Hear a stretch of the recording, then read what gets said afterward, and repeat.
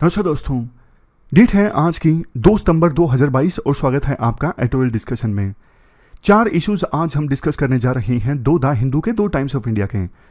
सबसे पहले research institutions में जेंडर पैरिटी, हिंदू का आर्टिकल है। दूसरे नंबर पे टाइम्स ऑफ इंडिया का आर्टिकल कीटो मिलाइप जैसी जो क्राउड फंडिंग साइट्स हैं वहाँ पर किस प्रकार से फ्रॉड होता है, एथिक्स का वो आर्टिकल है। तीसरा आर्टिकल इंडिया चाइना रिलेशन से संबंधित है। चाइना इंडिया के ऊपर अपनी हेजमनी इस्टेब्लिश करना चाहता है और इंडिया मानने को तैयार नहीं है चाइना की हेजमनी। चौथा आर्टिकल सिंगल यूज प्लास्टिक के बैन से संबंधित कितना इफेक्टिव साबित हुआ है। चलिए डिस्कशन स्टार्ट करते हैं। First important article research institutions में जेंडर पैरिटी से संबंधित है। आप जीएस पेपर 1 के इस टॉपिक से और जीएस पेपर 2 से भी इस आर्टिकल को रिलेट किया जा सकता है। देखो किस प्रकार से राइटर ने आर्टिकल स्टार्ट किया है, थोड़ा देखिए। आप भी ऐसे की स्टार्टिंग इस प्रकार से कर सकते हो। 1933 में ना एक महिला जिनका नाम था कमला सोहनी, इन्होंने अप्रोच किया सीवी रमन को और कहा कि मुझे आपकी गाइडेंस में फिजिक्स में रिसर्च करना है। सर सीवी रमन ने मना कर दिया। सर सीवी रमन उस समय तक देखो नोबेल पुरस्कार जीत चुके थे और डायरेक्टर थे Indian institute of science Bangalore के। शायद कमला सोहनी की रिक्वेस्ट को इसलिए रिजेक्ट किया गया था क्योंकि वो एक महिला थी। बाद में देखो कमला सोहनी ने अपने इस रिजेक्शन को मानने से इनकार कर दिया और उन्होंने डायरेक्टर के ऑफिस के सामने सत्याग्रह स्टार्ट कर दिया।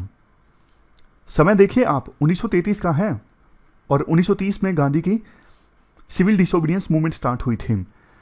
तो बाद में उन्हें एडमिट कर लिया गया, लेकिन इस शर्त के साथ में कि 1 साल आप रिसर्च करिए, हम देखेंगे, लेकिन आपकी रिसर्च को ना तभी रिकॉग्नाइज किया जाएगा जब डायरेक्टर यानी सर सीवी रमन सेटिस्फाई होंगे आपकी रिसर्च की क्वालिटी से और आपके मेल कोलिग्स के साथ रिसर्च करने से जो मेल कोलिग्स हैं वो डिस्ट्रैक्ट नहीं होंगे। सोच के देखो, उस समय पैट्रियार्की काफ़ी ज़्यादा थी, तो ये कंडीशंस रख दी गई कमला सोहनी के सामने। और देखिए एग्जाम्पल्स, 1937 में प्रोफेसर DM बोस, इन्होंने ना बीबा चौधरी को अपने रिसर्च ग्रुप में इंक्लूड करने से मना कर दिया था, ये कहते हुए कि मेरे पास से इनफ रिसर्च प्रोजेक्ट्स नहीं है एक महिला को असाइन करने के लिए। लेकिन बीबा चौधरी इस बात से झुकी नहीं, हटी नहीं।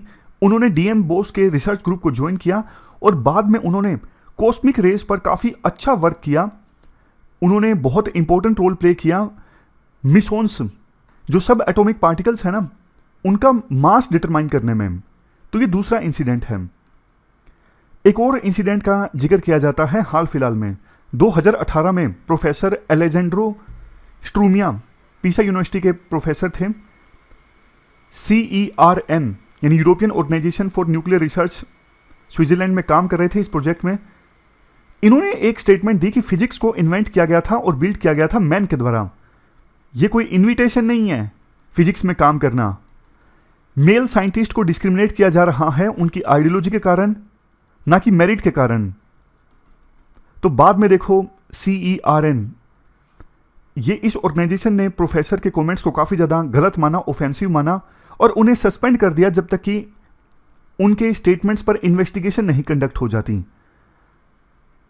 हालांकि देखो उनके स्टेटमेंट देने के एक ही दिन बाद डोना स्ट्रिकलैंड, इन्होंने नोबेल पुरस्कार को जीता फिजिक्स में। उन्होंने काम किया था लेजर्स पर और थर्ड महिला बनी जिन्होंने फिजिक्स में नोबेल पुरस्कार जीता। इससे पहले 1903 में मैरी क्यूरी ने और 1963 में 1963 में मैरी गोपर्ट मेयर ने नोबेल पुरस्कार जीता था फिजिक्स के लिए। तो ये तीनों इंसिडेंट्स मैंने आपको इसलिए बताया क्योंकि इनको आप इस्तेमाल कर सकते हो अगर ऐसे पूछा जाता है इस इशू पर। तब आजकल तो यूपीएससी ज़्यादा फिलोसफिकल एसेस पूछने लगी हैं, लेकिन थीम कहीं ना कहीं इसी से संबंधित होती है। जैसे वुमन की थीम हो गई, रिसर्च की थीम हो गई, टेक्नोलॉजी से संबंधित थीम हो गई, लेकिन उनमें ना फिलोसफिकल एलिमेंट ऐड कर दिया जाता है। इसके बाद राइटर कहती हैं देखो 20वीं शताब्दी में ना बहुत से लोग शक किया करते थे महिलाओं की कैपेबिलिटी नहीं है, इंटेलिजेंस नहीं है, रिसर्च वर्क कैरी आउट वो नहीं कर सकती। अब उस बात को ना 100 साल पूरे हो गए, 21वीं शताब्दी में भी अब 22वां साल चल रहा है। क्वेश्चन ये उठता है हमने पिछले 100 सालों में कितनी प्रोग्रेस की है। देखो ये बात सच है, अगर 20वीं शताब्दी से कंपेयर करोगे तो हायर एजुकेशन में और रिसर्च इंस्टीट्यूशंस में महिलाओं का पार्टिसिपेशन बढ़ा है। लेकिन उतना ज़्यादा नहीं बढ़ा है जितना कि बढ़ना चाहिए था। सरकार ने कुछ स्कीम्स लॉन्च की हैं, अच्छी बात है, जैसे गति एक स्कीम है, gender advancement for transforming institutions. ये एक पायलट प्रोजेक्ट है department of science and technology का, ताकि साइंस एंड टेक्नोलॉजी संबंधित इंस्टीट्यूशंस में जेंडर इक्विटी को प्रमोट किया जा सके। एक और स्कीम है Kiran, knowledge involvement in research advancement through nurturing.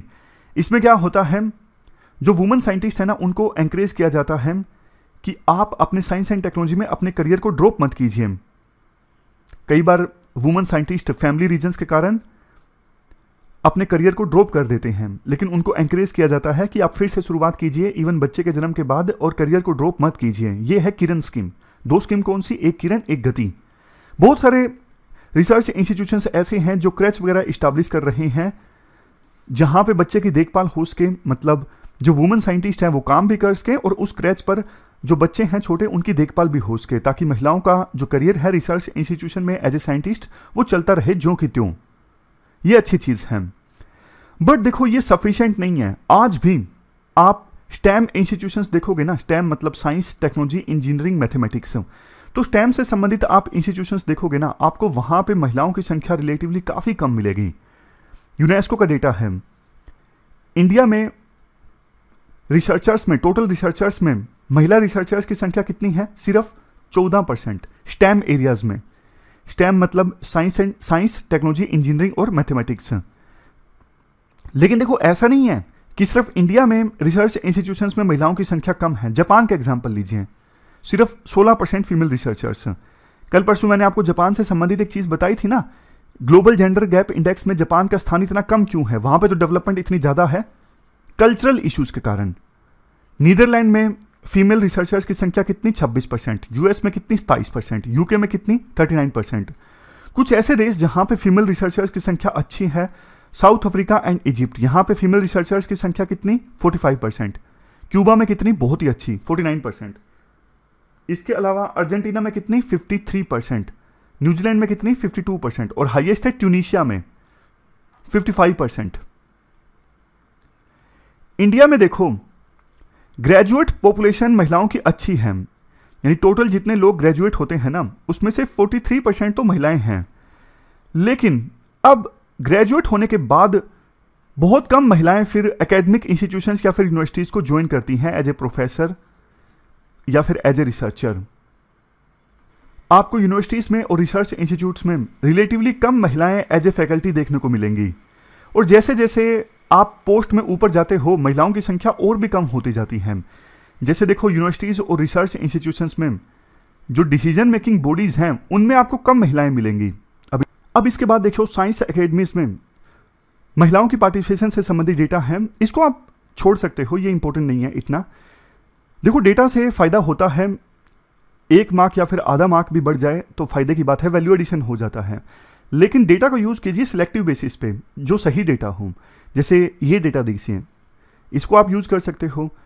IIT Madras में टोटल प्रोफेसर्स हैं 314, महिलाएं कितनी, सिर्फ 31।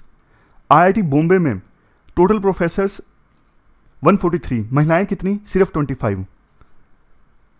अब डिसीजन मेकिंग बॉडी की हम बात कर रहे थे, यूजीसी के अनुसार 54 जो सेंट्रल यूनिवर्सिटीज है ना, उसमें से 7 सिर्फ महिला वाइस चांसलर्स हैं।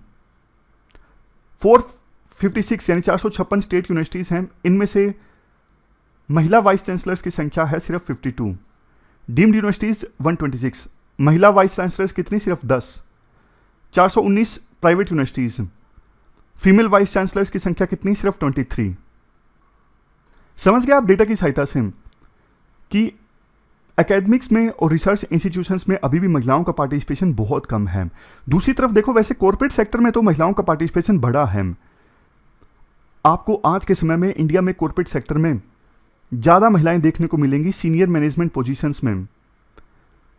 संख्या की बात करें तो 39%, जो ग्लोबल एवरेज से भी ज्यादा है। फॉर्च्यून 500 कंपनीज जो डेटा रिलीज करती हैं, उसके अनुसार number of women CEOs India में 15% है, और प्राइवेट एंटरप्राइजेज में जो बोर्ड होता है, मैनेजमेंट का बोर्ड, उसमें फीमेल बोर्ड मेंबर्स की संख्या भी लगातार बढ़ रही है। 2016 में 15%, 2018 में 16.9%, 2022 में 19.7%। और ऐसा देखो इसलिए है, राइटर रीजंस बताते हैं। एक तो देखो कॉर्पोरेट सेक्टर में बहुत कुछ ना मार्केट डिसाइड करती है, और मार्केट बाइस्ड नहीं होती। मार्केट हमेशा सही डिसीजन लेती है, मार्केट हमेशा मेरिट को प्रमोट करती है। तो महिलाएं अगर कॉर्पोरेट सेक्टर में आगे बढ़ रही हैं तो इसका मतलब उनमें मेरिट है, तभी तो वो आगे बढ़ रही हैं। लेकिन रिसर्च इंस्टीट्यूशंस में ऐसा नहीं हो रहा है। दूसरा रीजन राइटर ये बताते हैं, कॉर्पोरेट सेक्टर में महिलाओं के पार्टिसिपेशन को इंक्रीज करने के लिए ना सरकार ने काफ़ी पहले स्टार्ट किए थे 1990s में। उसका इम्पैक्ट अभी देखने को मिल रहा है, जैसे flexi hour work time, rejoining the workforce after interim break, sections operated only by women. ये कुछ ऐसे स्टेप्स थे जो सरकार ने लिए थे 1990s में, जिसका इम्पैक्ट अभी देखने को मिल रहा है। और अभी जो साइंस एंड टेक्नोलॉजी डिपार्टमेंट ने ये स्कीम चलाई है ना, गति, किरण, इनका इम्पैक्ट भी आगे आगे देखने को मिलेगा अच्छे से। उम्मीद ये करते हैं 2047 आते आते जब आज़ादी को 100 साल पूरे हो जाएंगे ना, तो रिसर्च इंस्टीट्यूशंस में, एकेडमिक्स में जेंडर पैरिटी देखने को मिलेगी। तो ये पूरा आर्टिकल हमने डिस्कस किया। चलते हैं आगे। इसके बाद next article crowd funding sites में फ्रॉड से संबंधित है। आप जीएस पेपर 4 यानी एथिक्स से इस आर्टिकल को रिलेट कर सकते हो। बहुत बार आपने यूट्यूब पे ना कीटो, मिलाप, इन वेबसाइट्स की ऐड देखी होगी, जिसमें यह दिखाया जाता है कि बच्चा काफ़ी बीमार है और सर्जरी के लिए इमीडिएट पैसों की आवश्यकता है। देखो, जहां एक तरफ इस प्रकार से क्राउड फंडिंग होती है, लोग पैसा इकट्ठा करके देते हैं थोड़ा थोड़ा, और जो ज़रूरतमंद है उनकी सर्जरी हो जाती है। ये काफ़ी बढ़िया इनोवेशन है, मतलब ज़रूरतमंद लोगों को इससे काफ़ी फ़ायदा हो जाता है। लेकिन देखो वही चीज़ जैसे बैगिंग में होता है ना, आज के समय में बहुत से लोग इसलिए बैगिंग करते हैं कि बस उनके बिना कुछ करे ज़्यादा पैसे बन जाते हैं, तो इसलिए उनको देने का मन नहीं करता कि या तो जो बैगर है वो नशा करेगा या फिर वो कमा सकता है, कमाता नहीं है, जानबूझ के गलत आदत लग चुकी है। तो इस वजह से ना बहुत फ्रॉड होने लगा है। उसी प्रकार से ये जो क्राउड फंडिंग साइट्स है ना, कीटो, मिलाप, यहाँ पे तो बहुत ही ज़्यादा फ्रॉड होता है। मैं आपको एग्जांपल्स देके बताता हूँ। जैसे ये डॉक्यूमेंट है ना क्राउड फंडिंग साइट कीटो पर, ये फोटोशॉप्ड है, मतलब गलत ढंग से डॉक्यूमेंट बनवाया गया है, ऐसी कोई सर्जरी होनी ही नहीं थी। दूसरा एग्जांपल देखिए, गाल ब्लैडर संबंधित कोई प्रॉब्लम थी, उससे रिकवर करने के लिए क्राउड फंडिंग की गई। कितने की? पैसा इकट्ठा करना था 20 लाख और पैसा इकट्ठा हो गया 33.5 लाख। तो डॉक्टर कहते हैं, जिन्होंने ये पूरा इशू रेज किया हाल फिलहाल में, वो कहते हैं 25 से 30 लाख के बीच में तो पूरा लीवर ट्रांसप्लांट हो जाता है, और अगर गाल ब्लैडर को रिमूव भी करना हो तो भी सर्जरी ज़्यादा से ज़्यादा 2-2.5 लाख की होती है। लेकिन पैसा इकट्ठा हो गया 33.5 लाख। किसने ये पैसा यूज़ किया कोई नहीं जानता। ये तो सिर्फ 2 इश्यूज हैं। पहला इशू क्या, फर्जी डॉक्यूमेंट्स इस्तेमाल किए जाते हैं क्राउड फंडिंग के लिए, और बाद में उससे कोई सर्जरी नहीं होती, पैसा खा जाते हैं जिन्होंने ये रेस किया था पूरा कैंपेन। दूसरा, कॉस्ट बहुत ज़्यादा बढ़ा चढ़ा के लिखी जाती है। छोटी छोटी सर्जरीज जो इवन 50,000 में हो जाती हैं, 1 लाख में हो जाती हैं, उसके लिए 20-20 लाख रुपए इकट्ठा कर लिए जाते हैं। और बहुत बार ये चीज़ें हॉस्पिटल में जो डॉक्टर्स होते हैं उनके साथ मिलके होती हैं। मतलब हॉस्पिटल वाले कह देते हैं कि आपको कुछ नहीं देना, हम कैंपेन चला देते हैं, और डॉक्टर्स ही सब कुछ मैनेज करते हैं। उनको बोल देते हैं कि आपकी तरफ से कैंपेन चला दिया गया है, आपकी सर्जरी हो जाएगी। मतलब कुछ केसेस ऐसे होते हैं जिसमें डॉक्टर्स की मिलीभगत होती है, कुछ केसेस ऐसे होते हैं जिसमें जिन्होंने कैंपेन चलाया है वो जानबूझ के पैसा कमाने के लिए ऐसा करते हैं। और कई बार पता क्या होता है, ऐसे हॉस्पिटल्स जो देखो प्रधानमंत्री जन आरोग्य योजना के पैनल में आते हैं। प्रधानमंत्री जन आरोग्य योजना में क्या होता है आपको पता है, 5 लाख तक का इंश्योरेंस मिलता है, तो उस स्कीम के तहत इलाज करवाया जा सकता है। प्रधानमंत्री जन आरोग्य योजना, इवन वो पेशेंट भी उस स्कीम के तहत इलाज करवाने के बजाय हॉस्पिटल स्टाफ के कहने पर कैंपेन लॉन्च कर देते हैं और 10-10, 20-20 लाख रुपए इकट्ठा कर लेते हैं छोटी सी सर्जरी के लिए। डॉक्टर प्रशांत मिश्रा जो डॉक्टर हैं जिन्होंने ये पूरा इशू रेज किया, और इनके इशू रेज करने के बाद और काफ़ी सारे डॉक्टर सामने आए, जैसे डॉक्टर केतन पारिक, काफ़ी सीनियर डॉक्टर हैं। ये कहते हैं कि मेरे पास ना एक महिला ने कॉन्टैक्ट किया सर्जरी के लिए। वो सर्जरी 3 से 4 लाख रुपए में इंडिया में आसानी से हो सकती थी। वो महिला रहती थी ऑस्ट्रेलिया में, और जिस सर्जरी की वो बात कर रही थी वो सर्जरी 3 से 4 लाख में हो जाती। लेकिन उन्होंने मुझसे कहा कि आप डॉक्यूमेंट बना दीजिए, मैं सर्जरी करवाना चाहती हूँ बोस्टन में, और इसके लिए मुझे 2 करोड़ रुपए चाहिए। तो ये तो देखो साफ साफ चीटिंग हुई, डोनर से चीटिंग हुई, जो मतलब जेन्युइनली डोनेट करना चाहते हैं यूट्यूब पर ऐसी एड्स देखकर। देखो बहुत बार आपने भी डोनेट किया होगा, नहीं किया होगा तो कई बार गिल्ट भी आता है। मतलब वो ऐसी ऐसी वीडियो डालते हैं कि अंदर से गिल्ट भी आता है। हर बार तो आप डोनेट भी नहीं कर सकते, आपकी भी रिसोर्सेज लिमिटेड हैं, तो आपको अंदर से बुरा लगता है वो ऐड देखकर। लेकिन जब ये पता लगता है कि आपके साथ फ्रॉड भी हो जाता है बहुत बार, तो बहुत बुरा लगता है। तो जेन्युइन डोनेटर्स है ना, आगे से फिर ना डोनेट करने से हिचकिचाएंगे। डॉक्टर्स कहते हैं बहुत बार अगर आप इन कैंपेन्स को ध्यान से देखोगे ना, कुछ यूजर्स ने बहुत पैसा डोनेट किया होता है, 4 लाख, 5 लाख, 5.5 लाख। लेकिन देखो डॉक्टर कहते हैं, स्पेशली इस बात को मैं क्वेश्चंस नहीं रेज कर रहा हूं, जो लोग डोनेट करते हैं वो अच्छी चीज है, इतना बड़ा डोनेशन के लिए दिल चाहिए जाहिर तौर पर। लेकिन ऐसा लगता है कि कहीं ऐसा ना हो कि ब्लैक मनी को व्हाइट मनी में कन्वर्ट करने का ये एक प्रकार से बिजनेस हो हॉस्पिटल्स का, तो इसमें जांच होनी चाहिए। कई बार ऐसा भी होता है कि कुछ फैमिलीज जिनके पास पैसे होते हैं, जैसे जुलाई में सर्जरी हो गई लेकिन किसी ने बता दिया अरे तुमने इंश्योरेंस नहीं था, घर से पैसे क्यों भरे, क्राउड फंडिंग कर लेते, तो वो उन्हीं डॉक्यूमेंट्स की सहायता से बाद में अगले महीने या फिर उससे अगले महीने जब पैसे दिए जा चुके हैं और जो पेशेंट था वो ठीक हो चुका है, लेट कैंपेन चला देते हैं कि शायद जो पैसे हमारे लग गए हैं वो वापस आ जाएं, हालांकि उनको इतनी जरूरत नहीं थी। तो इस मामले में देखो जो ये क्राउड फंडिंग साइट्स है ना, मिलाप, कीटो, इनका ना तो कोई ऑडिटिंग का मैकेनिज्म है। मतलब कैंपेन आता है तो कम से कम इनको ध्यान से देखना चाहिए ना, इनके पास डॉक्टर्स की टीम होनी चाहिए कि जो कैंपेन चलाया जा रहा है क्या वो सही है, डॉक्यूमेंट सही हैं। ये देखना चाहिए कि वास्तव में इतनी ही कॉस्ट आती है सर्जरी में या फिर कॉस्ट को बहुत ज़्यादा इंक्रीज कर दिया गया है। लेकिन ये वेबसाइट्स अभी ऐसा कुछ नहीं करती, तो ये बहुत गलत चीज़ है। अगर ऐसा ही चलता रहा तो जेन्युइन डोनेट करने वाले हैं ना, उनका भरोसा उठ जाएगा। और जो लोग चीट करते हैं ना, बात ये नहीं है सिर्फ वो पैसे की चीट कर रहे हैं, वो लोगों का ना भरोसा तोड़ रहे हैं जो पैसों से कहीं ज्यादा गुना बड़ा है। वो उन लोगों को धोखा दे रहे हैं जिनको वास्तव में जरूरत है क्राउड फंडिंग की। मतलब भरोसा टूट जाना देखो ऐसी चीज है जिनको पैसों से कंपनसेट नहीं किया जा सकता। मैं आपको ना एक स्टोरी बताता हूं, सिर्फ 1 मिनट में, ज्यादा समय नहीं लूंगा, लेकिन आपको सारी चीजें याद हो जाएंगी। एक बार ना एक साधु थे जिनका नाम था बाबा भारती। उनके पास ना एक घोड़ा था जिसका नाम था चेतक। चेतक बहुत ही जबरदस्त घोड़ा था, मतलब दिखने में काफी सुंदर, काफी तेज भागता था। और उस घोड़े के ना दूर दूर तक चर्चे थे, दूर दूर से लोग देखने आते थे उस घोड़े को कि उस घोड़े में क्या खास बात है। तो एक डाकू थे जिनका नाम था खड़क सिंह, वो भी उस घोड़े को देखने आए। वो उस घोड़े को देख के बहुत ज्यादा मतलब आश्चर्यचकित हो गए। जाते जाते ना वो बाबा भारती को धमकी देके चले गए कि अब मैं ये घोड़ा आपके पास नहीं रहने दूंगा। उसके बाद तो देखो बाबा भारती की ना रातों की नींद उड़ गई, वो हमेशा परेशान रहने लगे क्योंकि उनको घोड़े से बहुत प्यार था। वो रातों रात अस्तबल की चौकीदारी करने लगे कि उनके घोड़े को कोई चुरा के ना ले जाए। अब एक दिन ना वो जा रहे थे कहीं पर घोड़े पर, और रास्ते में ना उन्हें एक रोगी मिला, काफी बुरी कंडीशन में था। और बाबा भारती ने पूछा कि आप यहाँ क्यों बैठे हो। उन्होंने कहा कि पास के गांव में जाना है, वहां पे वैद्य है, उससे इलाज करवाना है। चल नहीं पा रहा था तो बाबा भारती ने ना उसे रोगी को घोड़े पर बिठा लिया। थोड़े दूर चले और वो रोगी ने ना झट से जो घोड़े की कमान थी ना वो बाबा भारती से छीन ली और वो एकदम से घोड़ा बहुत आगे निकल गया। एक्चुअल में वो रोगी नहीं था, वो खड़क सिंह डाकू ही था।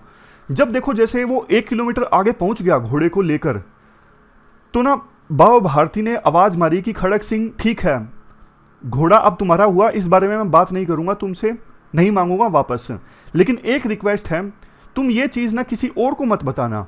तो जो डाकू था ना वो सोचने लगा कि यार मैं घोड़ा ले जा रहा हूं इनका और वो मुझसे ये बोल रहे हैं कि किसी और को मत बताना, ये उल्टे चीज कैसे है। तो डाकू ने पूछ लिया ऐसा क्यों। तो बाबा भारती ने बताया कि अगर तुम ये सबको बताओगे ना, कल को कोई विश्वास करके मदद नहीं करेगा किसी की। हालांकि देखो इस स्टोरी में तो खड़क सिंह ने रात को घोड़ा लौटा दिया था बाबा भारती का, लेकिन ये जो लोग चीटिंग कर रहे हैं ना, ये बहुत गलत काम है। इससे तो फिर कोई जेन्युइन जिसको पैसों की जरूरत है ना इलाज करवाने के लिए, उनकी कोई मदद नहीं करेगा इस प्रकार के फ्रॉड को समझने के बाद, पढ़ने के बाद में। इसके बाद next article India China relations से संबंधित है। देखो ये आर्टिकल लिखा है गौतम बम्बा वाले ने। गौतम बम्बा वाले पाकिस्तान में इंडिया के हाई कमिश्नर थे, यानी डिप्लोमेट थे, अब रिटायर हो चुके हैं। तो ये कहते हैं देखो 2 साल पूरे हो चुके हैं गलवान वैली में हुए वायलेंस को, 2 साल से ज़्यादा ही हो चुके हैं। अभी तक देखो वहाँ पर तनाव कम नहीं हुआ है।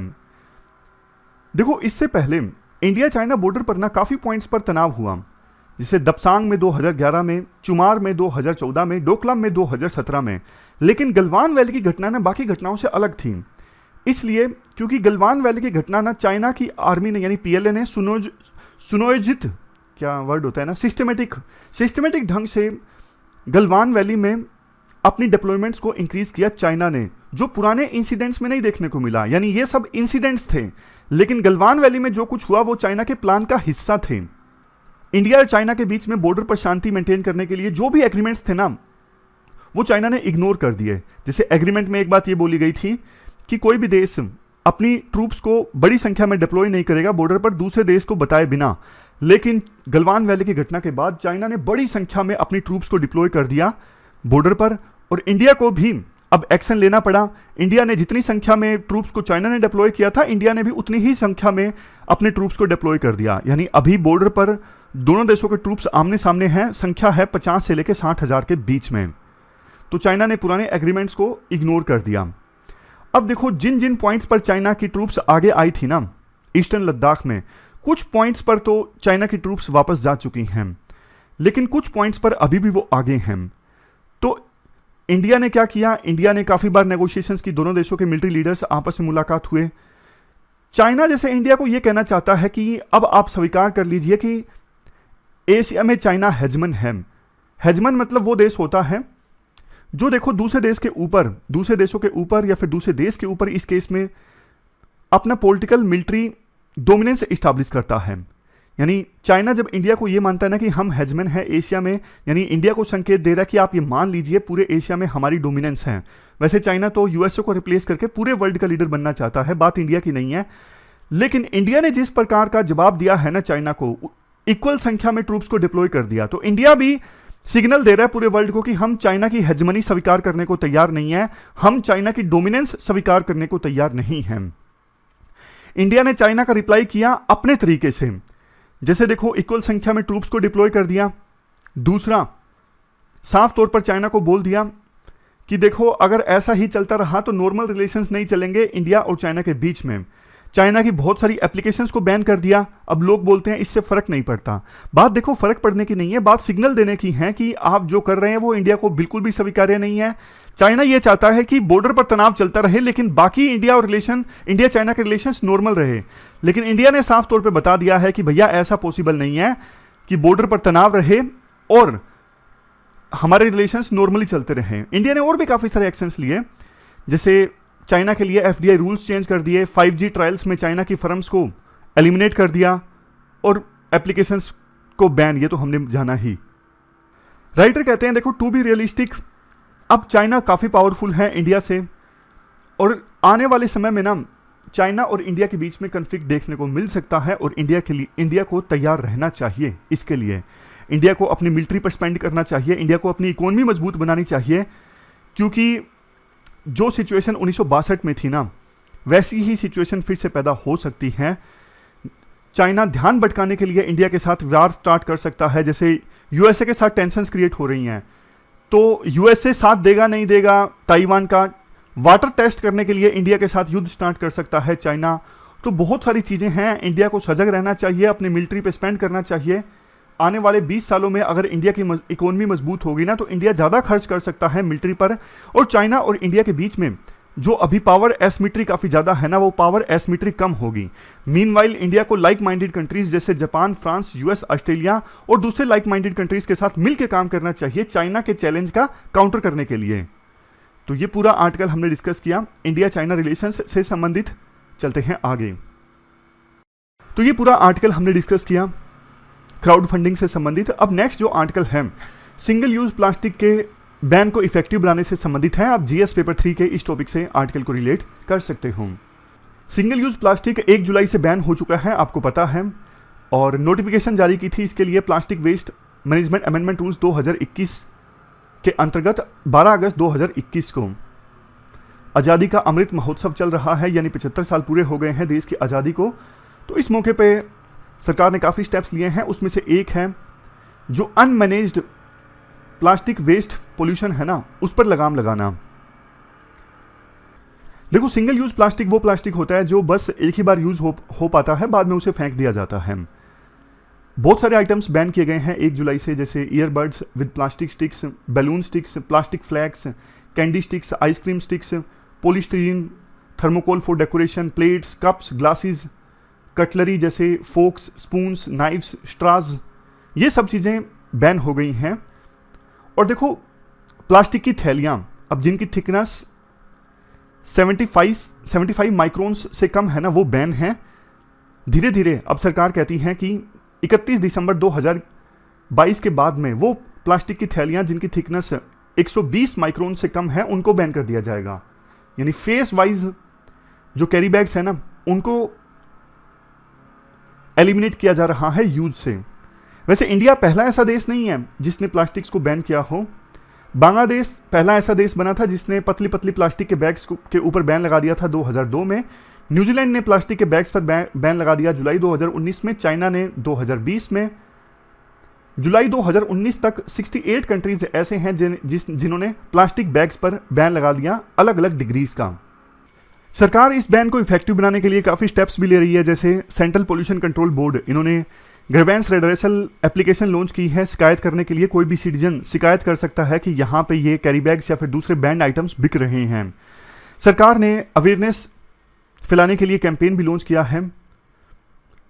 अवेयरनेस कैंपेन ने entrepreneurs, startups, industry, central, state government, local government, regulatory bodies, experts, citizen organisations, R&D and academic institutions, इनको एक साथ लाया है। राइटर कहते हैं, देखो, बैन तभी सफल होगा तब जब सब स्टेक होल्डर्स एक साथ मिलकर काम करेंगे प्लास्टिक के यूज को एलिमिनेट करने के लिए। प्लास्टिक के यूज को एलिमिनेट करना ये सिर्फ सरकार की जिम्मेदारी नहीं है, ये सिटीजन्स की भी जिम्मेदारी है, इंडस्ट्रीज की भी जिम्मेदारी है, स्टार्टअप वालों की भी जिम्मेदारी है, रिसर्च इंस्टीट्यूशंस की भी जिम्मेदारी है। देखो, पास्ट में 25 इंडियन स्टेट्स ने कभी ना कभी प्लास्टिक को स्टेट लेवल पे बैन किया था, लेकिन इसका लिमिटेड इम्पैक्ट देखने को मिला, क्योंकि ये प्लास्टिक के जो छोटे छोटे आइटम्स होते हैं ना, जैसे प्लास्टिक स्टिक्स, प्लास्टिक बैलून्स, ये नॉन ब्रांडेड आइटम्स हैं। इनका मैन्युफैक्चरिंग बिल्कुल डिसेंट्रलाइज लेवल पे होता है, तो पता नहीं लग पाता कि किसने ये मार्केट में रिलीज किए, कैसे। इसलिए जनता की भागीदारी के बिना प्लास्टिक के यूज को पूरी तरह से खत्म नहीं किया जा सकता, ये सिंगल यूज प्लास्टिक के यूज को। तो कंज्यूमर्स को वेरियस मीडिया प्लेटफॉर्म्स की सहायता से इन्फॉर्म करना चाहिए कि इसका यूज अभी इलीगल है, गलत है, और दूसरे सस्टेनेबल अल्टरनेटिव्स भी सामने आने चाहिए। इसके लिए रिसर्च एंड डेवलपमेंट में पैसा इन्वेस्ट करना होगा। और देखो, प्लास्टिक का अल्टरनेटिव मिलना थोड़ा रिलेटिवली डिफिकल्ट है, लेकिन अगर कोई ग्रीन अल्टरनेटिव है प्लास्टिक का जिसे आसानी से इंप्लीमेंट किया जा सकता है, जो सस्ता है, तो बहुत सही है। जैसे एग्जाम्पल के तौर पर बायोडिग्रेडेबल प्लास्टिक, अब ये एक अच्छा ऑप्शन है क्योंकि वो प्लास्टिक बायोडिग्रेड हो जाता है, लंबे समय तक एटमॉस्फेयर में, इन्वायरमेंट में मौजूद नहीं रहता। लास्ट में राइटर ये कहते हैं, प्लास्टिक के ऊपर, सिंगल यूज प्लास्टिक के ऊपर टोटल बैन आइडिया तो अच्छा लगता है, लेकिन फिलहाल फिजिबल नहीं है क्योंकि अल्टरनेटिव्स मौजूद नहीं है प्लास्टिक के।